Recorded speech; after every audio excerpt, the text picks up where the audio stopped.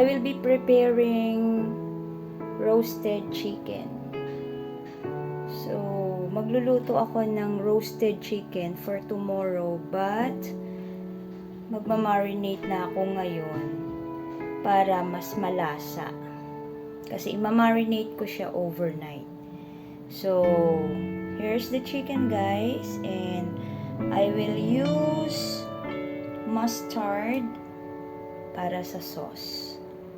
So, para sa sauce, lalagyan ko siya ng minced garlic, lemon, olive oil, mustard, and another mustard here, the whole grain, salt, and pepper. Okay, so, gagawa tayo ng marinade for the chicken. So, imimince ko yung garlic, guys. Ang ginawa ko, binitbit muna siya para mas madali siyang i-mince. Yun yung technique.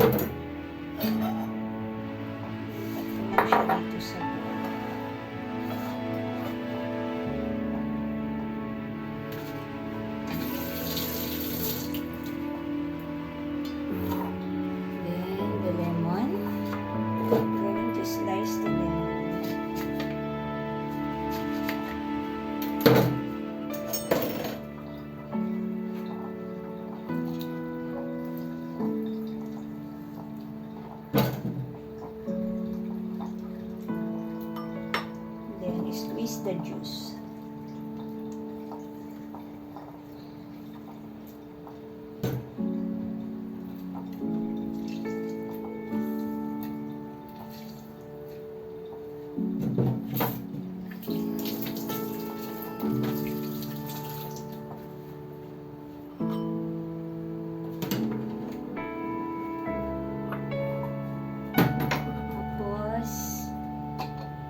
Whole grain mustard. Makaunti na lang siya, so ilalagay ko na lang.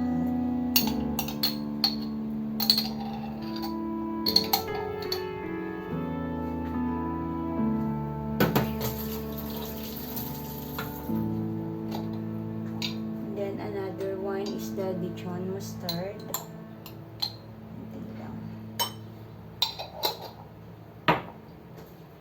So, maglalagay na ako ng olive oil.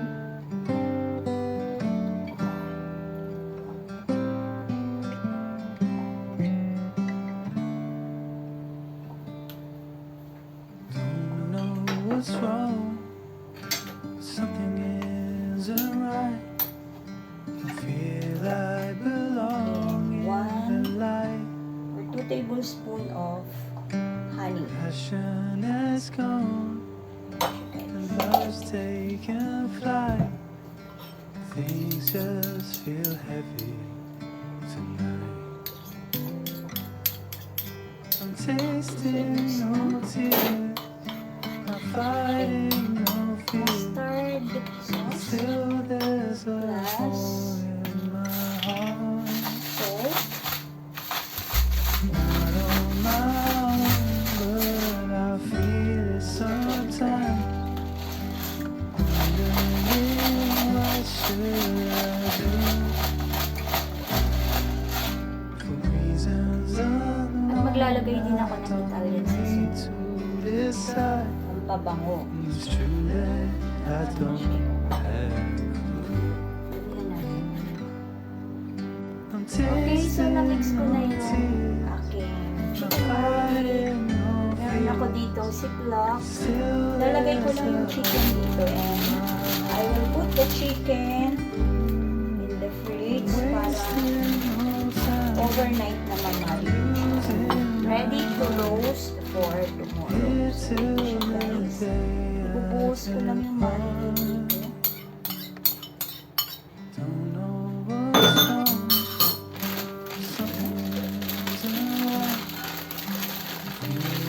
Kalat lang natin yung sauce. Isip natin. And let's put in the fridge. So, ready for tomorrow. So, here's my chicken, guys. Ayan, ready na siya. Dito ko siya ilalagay. So, I will roast the chicken in the center of a preheated oven. Ayan, naset ko siya for 190 degrees Celsius. Okay? So, I will put the chicken here. So, ito yung juice niya. I will be using it for basting later habang niluluto yung chicken. And maglalagay ako ng baby carrots and potato later together with the chicken para sama-sama na silang ma-roast. Okay? So, I will be putting the chicken there at iluluto ko na siya. So, ayan na siya, guys. Maybe I will roast the chicken for 45 to 1 hour. So, meanwhile, huhugasan ko muna itong baby carrots and potatoes bago ko ilagay sa oven. So, while waiting for the chicken na maluto, gagawa ako ng mint yogurt sauce. I have here 1 small clove of garlic. Imi-mince ko siya later and I will be using Paul's Greek style yogurt, yung lemon, and since wala akong fresh mint kasi naubos ko na nga, I will be using this brand, Mark and Spencer mint sauce, and then the salt and pepper. Okay? Okay, so chinek ko muna yung chicken, pinaligtad ko siya. Naglagay ako ng sauce on top of the chicken.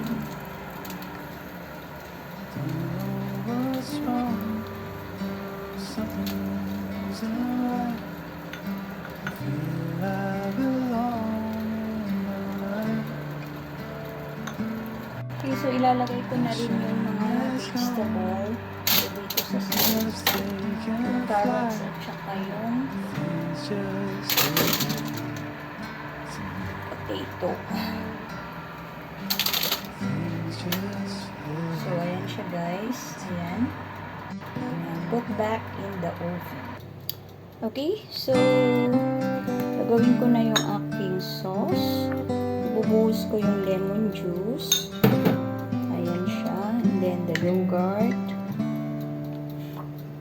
So, dadamihan natin. Since ito yung magpapasarap. Maybe 5 tablespoons. Ayan siya, guys. And then, the milk.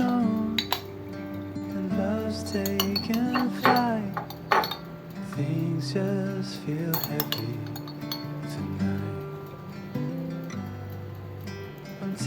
And then the salt and pepper. Now, whisk all together the ingredients and then refrigerate for at least 1 hour to blend the flavor. Ayan, guys, so promise this is so yummy sauce. Ayan. Sarap nito, guys. Promise. Cover ko muna siya ng food cover and then i-refrigerate ko siya for at least 1 hour. Okay? So, ayan. Chicken ko, guys. So, balik-tarin ko muna siya. Kasi napaka-juicy.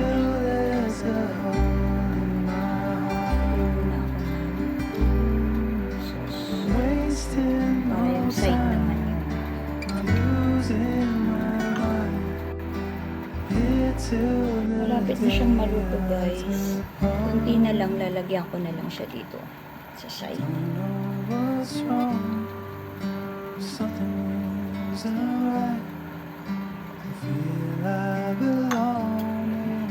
So, here's my chicken guys. Roasted chicken.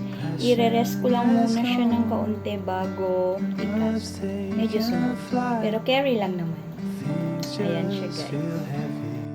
So, here's my roasted chicken guys. Napaka-juicy niya, promise. And the taste is, well, satisfying. So, here's my roasted chicken with the yogurt and mint sauce. So yummy.